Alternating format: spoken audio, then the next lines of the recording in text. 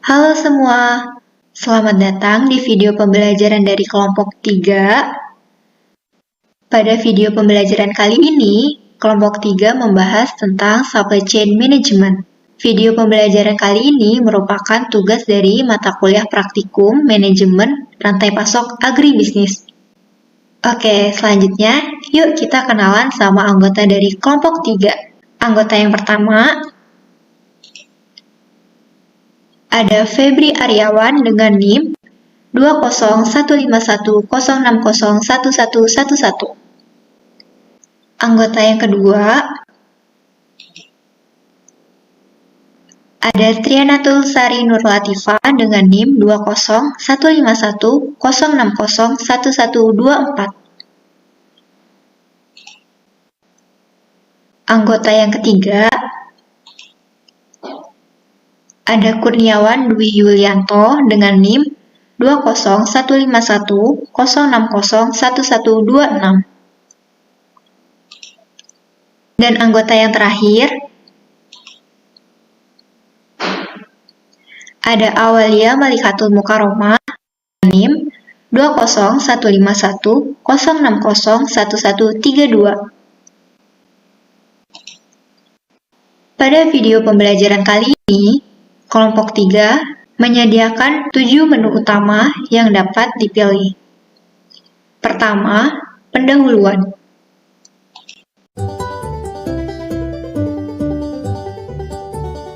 Yang kedua,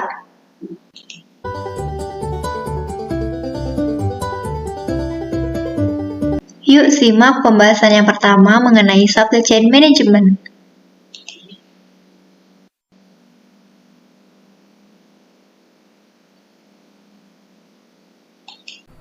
Pada pembahasan yang pertama, kita akan mempelajari apa yang dimaksud dengan rantai pasok atau supply chain management.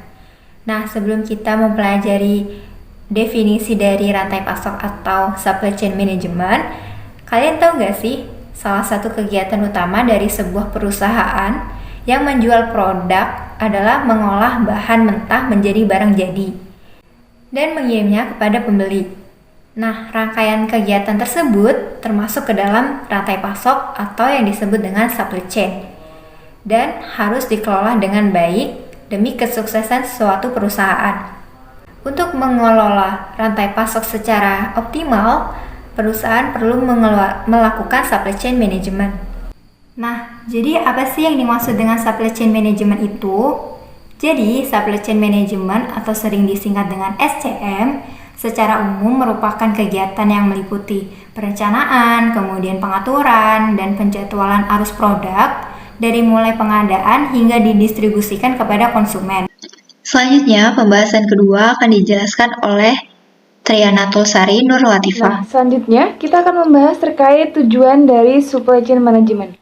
Tujuan utama dari supply chain management adalah mengkoordinasi adanya penawaran atau supply dan permintaan atau demand secara efisien dan efektif dalam menghadapi masalah-masalah yang ada. Beberapa masalah yang mungkin muncul dalam rantai pasokan biasanya berhubungan dengan 3 hal. Yang pertama, yaitu berhubungan dengan manajemen pengadaan barang, pemasok, dan resiko. Yang kedua, pengelolaan hubungan dengan pelanggan. Dan yang ketiga, yaitu penentuan tingkat outsourcing. Nah, selanjutnya tujuan strategis dari supply chain management yaitu untuk menjadi pihak yang mendominasi pasarnya atau paling tidak pihak tersebut dapat menjalankan bisnisnya. Agar dapat memenangkan persaingan pasar, rantai pasok dari sebuah perusahaan harus dapat menghasilkan produk dengan 4 kriteria. Yang pertama, murah, yang kedua berkualitas, yang ketiga tepat waktu, dan yang keempat bervariasi.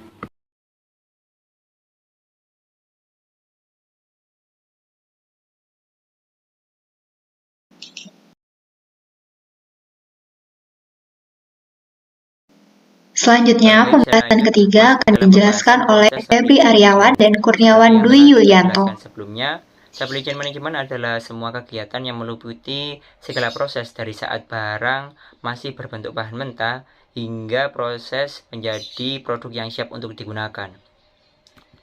Di sini kami mempunyai salah satu contoh studi kasus yang mana ini adalah pembuatan keripik singkong pada PT Kripik Mustika yang terletak di Jawa Barat, tepatnya di Kabupaten Sumedang. Masuk dalam proses awal yaitu pelanggan. Dalam tahap awal, PT Mustika Kripik akan menentukan pelanggan. Pelanggan sendiri itu mempunyai arti tahapan pertama di mana pesanan untuk produk yang ditawarkan oleh perusahaan dilakukan. Dalam tahapan ini, perusahaan PT Kripik Mustika akan mendapatkan sebuah informasi dari pelanggan itu sendiri, seperti halnya jumlah produk yang dibutuhkan oleh pelanggan dan tanggal produk yang akan dikirimkan. Masuk di proses yang kedua itu ada perencanaan. Setelah langkah awal PT Kripik Mustika menerima pesanan dari pelanggan, selanjutnya ditentukan merencanakan proses produksi untuk membuat barang yang pelanggan inginkan. Dalam tahapan ini, perusahaan akan melihat, memperhitungkan, serta mengambil keputusan terhadap pemasok untuk memenuhi kebutuhan material yang diperlukan oleh perusahaan PT Kripik Mustika. Masuk dalam proses yang ketiga itu ada pengadaan. Sesudah kita menentukan rencana dan jumlah barang yang tepat, kemudian PT Kripik Mustika lanjut tahap berikutnya, yaitu perlu dilakukannya yaitu pengadaan barang. Pengadaan sendiri itu mempunyai arti prosedur yang dilaksanakan oleh perusahaan untuk mendapatkan barang yang memiliki standar harga paling rendah, namun dengan memiliki kualitas tertinggi yang sesuai dengan standar perusahaan. Masuk di tahapan keempat yaitu persediaan. Setelah kita melalui sebuah proses pengadaan dan pembelian barang, selanjutnya disimpan di dalam gudang untuk kebutuhan produksi yang akan dilakukan di tahap selanjutnya. Bahan baku yang disimpan ini wajib dipertahankan kualitasnya, sehingga barang yang dibuat dengan bahan baku ini juga memiliki kualitas yang sama.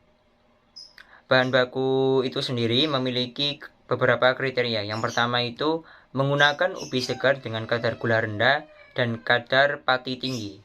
Yang kedua ada bebas dari cemaran penyakit, pestisida, kotoran, dan cemaran lainnya. Yang ketiga ada penanganan pencucian, pembersihan, dan pemeliharaan saniter harus secara efektif. Yang keempat, diproduksi dengan cara yang baik dan higienis serta berasal dari produk pertanian yang sehat. Dan yang kelima itu memenuhi persyaratan mutu yang ditetapkan oleh perusahaan PT Mustika Kripik. Baik, akan saya lanjutkan terkait proses produksi. Proses produksi merupakan tahapan yang krusial untuk kesuksesan perusahaan ini, karena semua bahan baku mentah akan diolah menjadi produk siap jual, di mana kualitas produk sangat berkaitan dengan hasil dari tahapan ini. Dapat dikatakan bahwa semakin baik kualitas proses produksi, kualitas dari produksi akan semakin baik juga, dan kemungkinan kepuasan konsumen semakin meningkat. Pada proses pengolahan atau produksi pada PT Kripik Mustika sebagai berikut. Yang pertama, pengupasan dan pengirisan ubi. Ubi dicuci, lalu dikupas. Ubi yang sudah dikupas tidak langsung diproses, namun harus direndam di dalam air dan diiris tipis-tipis. Yang kedua, perendaman di dalam air dalam larutan natrium bisulfit kadar 0,33% selama 60 menit agar dapat menghasilkan keripik bermutu baik dan tidak mudah lembek. Yang ketiga, masuk di pemasakan ringan. Air dipanaskan dengan suhu 90 derajat, lalu dimasukkan ubi selama 1-2 menit, lalu irisan ubi diangkat dan ditiriskan. Yang keempat, pengeringan. Irisan ubi dijemur atau dikeringkan dengan alat pengering sampai cukup kering yang ditandai dengan mudahnya ubi mudah patah jika diremas. Yang kelima, penggorengan dilakukan dengan minyak panas dengan suhu 170 derajat sampai kering. Yang keenam, pemberian bumbu. Pemberian bumbu dilakukan dengan cara kering atau basah. Pemberian cara kering dilakukan dengan menabur bubuk kering sesuai selera pada kondisi masih hangat. Sedangkan dengan cara basah dilakukan dengan cara pemberian bumbu pada minyaknya. Masuk proses pengemasan. Pengemasan ini, pada tahap ini keripik harus disimpan dengan wadah yang tertutup. Perusahaan PT Mustika menggunakan plastik yang didesain sesuai dengan selera perusahaan, namun tetap memperhatikan kebutuhan konsumen. Kemasan harus ditutup rapat sehingga tidak dapat dimasuki oleh uap air atau dapat dikatakan kedap air dan udara luar. Dalam hal ini PT Mustika Kripik juga mencantumkan komposisi gizi dengan persyaratan label pangan dan keripik siap dipasarkan. Transportasi. Selanjutnya kita akan masuk ke dalam transportasi, yakni pada tahap ini PT Kripik Mustika akan mensuplai produk jadi yang sebelumnya disimpan di dalam gudang akan didistribusikan kepada customer sesuai tanggal pengiriman yang disebutkan di awal.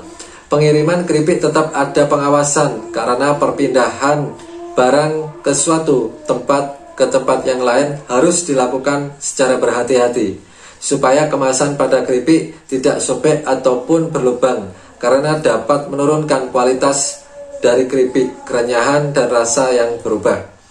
Selanjutnya pengembalian produk. Pengembalian produk ini yakni dalam hal ini PT Kripik juga melayani apabila terdapat kerusakan pada barang saat diterima oleh konsumen. Maka tahapan ini perlu dilakukan. Tidak hanya dalam keadaan rusak, apabila terjadi hambatan yang membuat proses distribusi barang terlampau lama atau bahkan terjadi kesalahan saat melakukan pengiriman, maka perusahaan butuh melewati proses ini.